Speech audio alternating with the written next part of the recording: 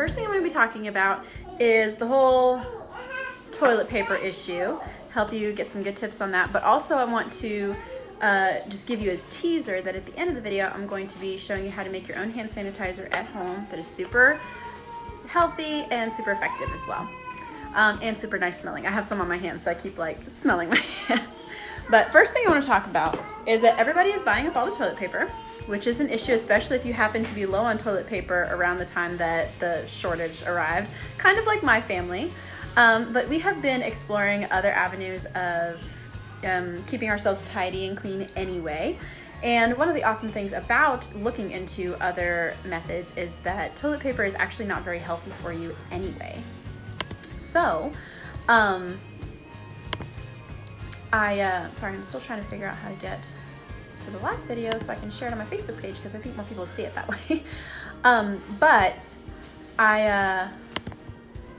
So I created a system that makes it super easy if you're not already set up for using a toilet paper free system. Like a lot of people use a bidet, which is basically a thing you can attach to your toilet and like sprays you clean, which is awesome. And toilet paper, it's like, it's full of chemicals and bleach, and it's bad for the environment because it, making it is costly on the environment, and then the materials that they use drain the environment as well. So finding other methods of using toilet paper is actually super amazing. So we just recently got a bidet, which is like super awesome. We feel much cleaner and we're using less toilet paper, so that's great. But if you don't have that, you need simple and easy ways to do that. So for a few bucks at Walmart, I got one of the, travel bottles from the travel section. There were plenty of them there. They have not gotten cleared out like many of the other things. And they have a little squirt bottle. So what you can do is you can fill this up before going to the bathroom. Basically, it works a lot like a Perry bottle, which if you have that left over from when you were pregnant, that'll work honestly way better than this. I was trying to find something simple and quick and easy, but you can always find better options if that works for you. So fill it with warm water is nice, but honestly, you kind of get used to the cold water after a while. Our bidet doesn't have the ability to do warm water, so we're just using cold water, which is fine. And then also I found a bunch of these baby washcloths on sale. So like if you don't have time to give yourself a minute or two to air dry, you can use these to dab yourself dry. And then I created this little system here where I just used some containers that I had around the house. So in the top section, you can keep your bottles and you can label them if you don't want to be using the same bottle. You choose different color lids for different family members, whatever it is. And then you have ideally they'll stay in there because you won't be tipping them, but you can store them and the clean washcloths in the top section, and then toss the dirty ones in the bottom. And then whenever you do your laundry for that day, you just dump it out. Hold on one second. Inside. Sorry, dogs are not very helpful for live videos. So this can be a great way for you to keep yourself tidy without costing on the environment and without having to run all over town looking for toilet paper. So I know that it can be like kind of like but because we're just so ingrained that toilet paper is the best way to keep ourselves clean, but honestly it's just not, and it's not very good for your health. And I'm going to be talking more about that on my Wednesday blog this week because I feel like it's super relevant. So just keep that in mind.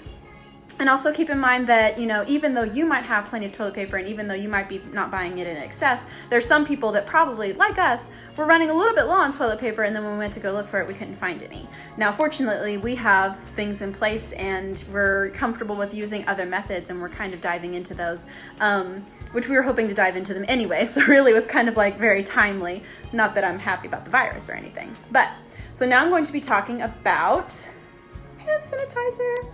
I follow an amazing page called Using Essential Oils Safely. It is run by an aromatherapist, and she shares accurate scientific information on essential oils. I highly recommend everyone following her page or a page like it because there's a lot of misinformation going around the internet, and even from the occasional essential oils representative, they're just sharing some misinformation. So I highly recommend following someone who's certified and knows what they're talking about.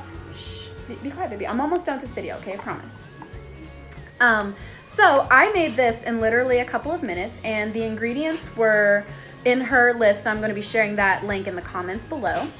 And her ingredients were to use one of your carrier oils. I chose almond oil because that's what I had on hand.